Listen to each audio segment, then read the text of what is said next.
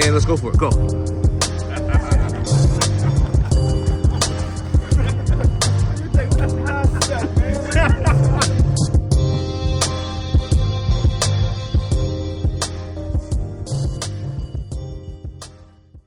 We're back on the Ride 9 Lounge, still joined by presidential candidate Diane Sare, independent presidential candidate. And I was on your website the other day and your guiding principles. And I felt this was something that was so strong. And I think how we are as a society now, these are things that are core. These are wisdom teeth type things. Build future peace truth. Very simple presentations, but again, what makes the American experience so special? Kind of dive into that in your policy and as president, what you will help bring back to this country. Well, the first thing we have to do is rein in this billionaire class. A lot of people complain. They say, oh, the government's too big. Well, it is. It's bloated. We have, I don't know how many millions of people spying on us, for example, Yes. that kind of thing. Mhm. But it doesn't use its power because all the lobbyists come in there and these congressmen go in there as middle class people and come out as multimillionaires. So we're not using our laws against monopolies. We're not using antitrust laws. We're not busting up giant mega corporations. And the first thing I would like to do is ram through Glass-Steagall, Right. the Glass-Steagall Act, which was passed under Franklin Roosevelt, and separate the banks. Because what happened in 1999 is Glass-Steagall was repealed. And what it means is the savings and loan, like where you have your savings account, Right. that bank is not allowed to speculate. Mm. That bank cannot have you in the markets. And if you want to invest, you go to an investment bank. Investment bank, right. And then if the investment doesn't work, you lose. Right. You don't get bailed out by the taxpayer, Right. right? So the first thing is we got to put up that firewall because really Americans are not protected. We're heading for a blowout. We have a bubble of incredible proportions. Right. And people can lose everything. We can have total chaos. So we need that firewall. We need normal savings and loan banks. Everyone here may not be old enough, but when I was a kid and I opened my first savings bank with my $71.53, I got 5% interest on a savings account, right? Stop that. Then doing that is going to dry up the market. There's going to be big correction. So Yeah. people's pension funds, and they're going to take a hit. How do you protect people? Right. We have to take over the Federal Reserve. You cannot have a bunch of private bankers meeting in the dark, doing things at bizarre places like the Bohemian Grove. God knows what goes on there. He doesn't want to know. Right. They don't get to decide. So we need a national bank like Alexander Hamilton had. Yes. Where our Congress oversees the direction of credit. And then you're going to have to bail out certain things because your priority is the people. Right. So we're going to need to fix our cities. Most underground plumbing in every city is about a century. When I lived in DC in the 90s, we got mailers saying if you're HIV positive, don't drink the tap water because the pipes are so old that we can't get the bacteria out. So forget Camden, New Jersey loses 50% of its drinkable water because the pipes are all fix Flint, it. Michigan. Yeah. Yes, Yes. exactly. Yep. Fix it. That would employ millions of people. We need modern rail. We need roads. We need hospitals. We don't have a skilled workforce.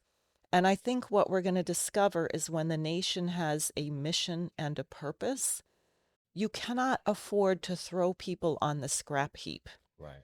You cannot just say, oh, they're a basket case. Let them live on the street. We are going to be interested in finding the talent of people.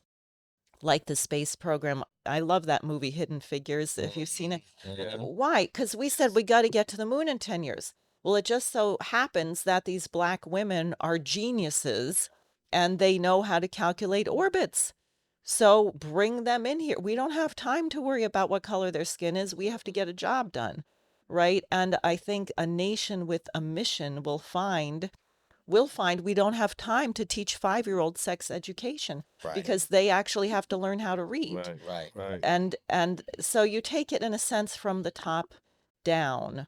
So pretty much a complete reconstruction of mindset because where we're at now, so many people are kind of trying to live in the moment, and these things are growth. So Right. in order to get better, you have to admit your fault, repivot, and then plant that seed and grow. And I love what you're saying, because I think this is just common knowledge than just following the blue or red and just saying I can say anything. I just, the loudest voice wins and doesn't have any policy. How do Oh. you even how do you even begin to start changing societal thoughts? Because everything starts at the educational system, right? From where you're young to when you're out the door in high school. How do you think that you would go about changing the younger generation into heading into a different type of mindset to be more successful in life? Well, I think people need to feel needed. Yeah. Right. In other words, if we say we have a mission here, we need 42,000 miles of high speed rail, or every once in a while, NASA they just had a contest on waste disposal in space or something. And I'm sure they got thousands of entries. Or a few years ago, you only get 12 people who end up qualifying to be astronauts. They had 18,000 applicants. Oh, wow. And if you look at the resume of these people, they're like, medical doctor, Air Force fighter pilot, bioengineer, blah, Yeah. blah. I mean, they're amazing. Yeah. But if you have no mission and a young person has no future, I mean, what do young people want to do now? I want to be a TikTok influencer Yeah. because that's all that they That's all they see. have. Yeah, yeah. But if you started, see, I don't think, because people say, well, what's your education? Well, I could outline a whole curriculum and it would be very tough. But why would people want to work that hard? Right. Yeah. Right? Unless you have something interesting. Yeah. Life and society run off a either or principle. Either you're existing by survival or you're growing by living.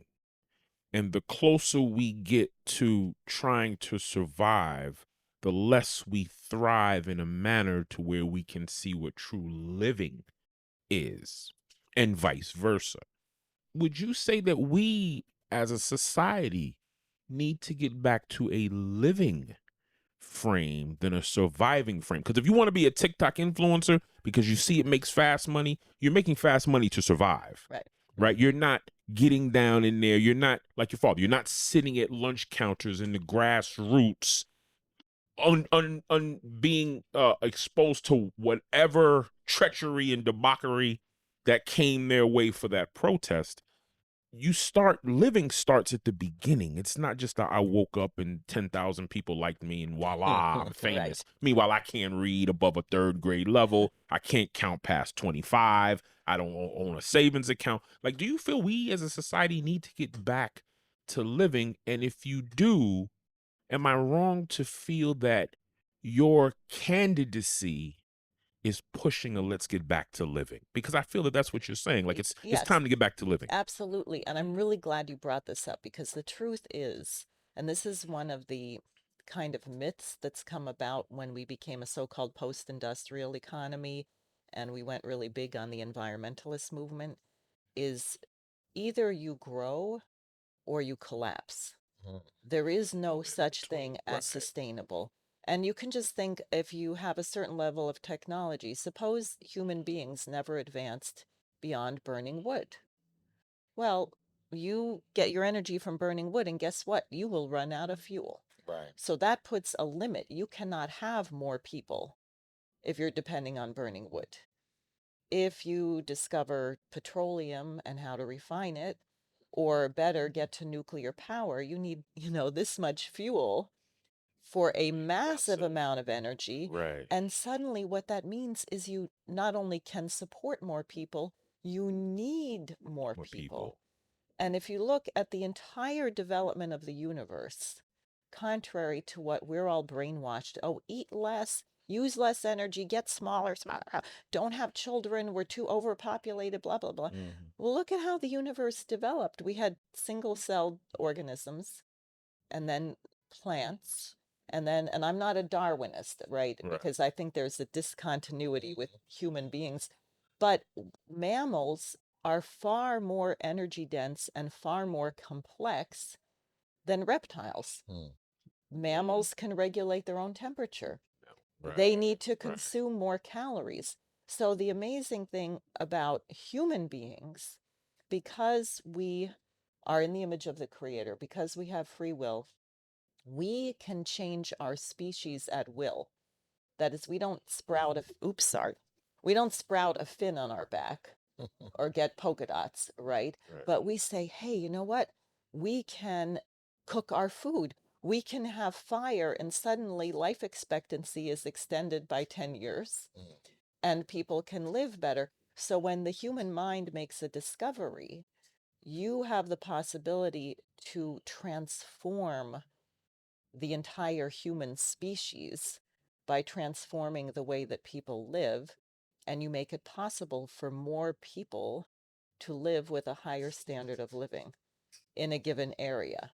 And if we don't do that, then you die. Because if you say we're just going to live on burning wood, guess what? You use up all the wood and you're gone. You're done. It's a wrap. Yeah. Exactly. That's what they said in Rocky. If he dies, he dies. Thank God we don't live in a Rocky movie. Let me ask you. Go ahead, Rodeo. I want to ask a question. I think because a lot of people are disinterested in politics. What would you say to a person that will see this interview that doesn't care about politics? How would you engage in getting young people back into engaging in politics and policies? Well, I think the first thing is right now we have to be very honest with young people, which is they're screwed.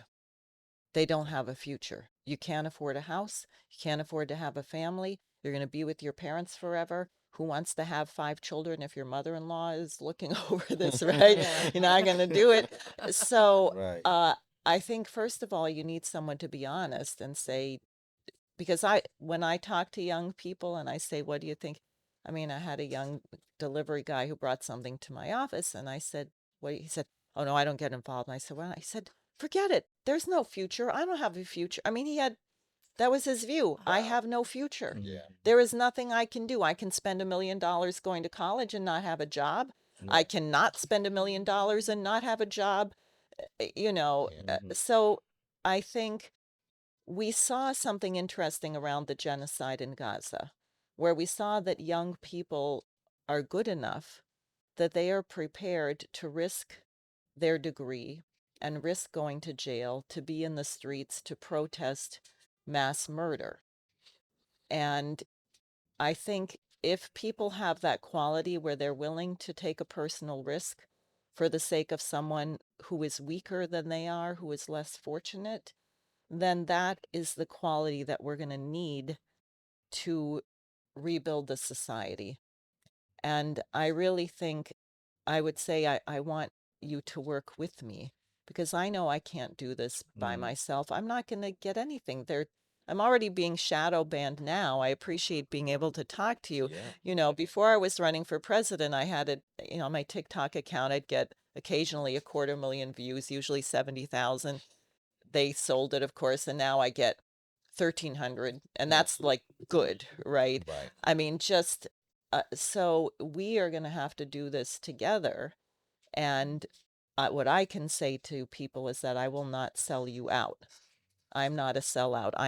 I didn't spend 38 years working with a guy who went to jail and got called every name in the book, Lyndon LaRouche, to sell out. If I were going to sell out, I would have done that. A long time. Yeah. But I'm glad that you was honest about saying you're screwed, because politicians don't say that. They got to put a spin on it. But you was on to say right now, you're screwed. But again, there's always a light in the tunnel, and the glass is always half That full. screwdriver will not fit in that screw. You're screwed. Rodeo 85, so you're good. Again, we're Yeah, let's talking screw to it in. presidential candidate Diane Sare. I can't thank you enough for this. Yeah. And through our legacy with this show, we've had politicians on. I won't mention names. Both sides of the aisle. You can go look. I'm not mentioning no names, but there was always a situation where, in most cases, not all, but in most cases, it was always what they looked at the group and answered how they thought we might want to hear, not the truth. Mm. And again, I appreciate that because in this world we live in, whether that's politics, a job interview, a relationship, battle, you meet a girl at a bar, we all like to perceive what we see and then try to put the game plan together on what's going to sound the sweetest or what's going to make somebody feel good about me. And it's not always a good thing. But we realize with the person who speaks the truth has a vision, because if they just thought it was doom and gloom, they'd be running for the hills themselves. So I want you to, well, all these cameras are on you, but I want you to look at the camera and tell people in 30 seconds why they should defy the odds, go against the grain, and vote for Diane Sare in the next presidential election. Because if you don't, if you have a conscience, you will never be able to live with yourself after, and you are going to be responsible for exactly the mess that you get, which may not be survival. We can win this thing because the system is crashing, because it violates natural law. Therefore, their system is going to collapse, and the question is what we can build that's better than that. Eloquently said, Diane Sare. Can I Where say no, where can people reach out? Reach out, donate, because campaigns cost money. Where They can we sure reach out, do. find more information, donate to the campaign? Good. Please donate. Sare for President, SAREFOR, president.com is my website, and I am on Facebook and Instagram and TikTok and so on. So you can find me there, but the website is the best way, and you can also email me to volunteer. Well said, Diane. Thank you so much for we a need few to moments. unscrew those screws now. He can't stop. He can't help himself.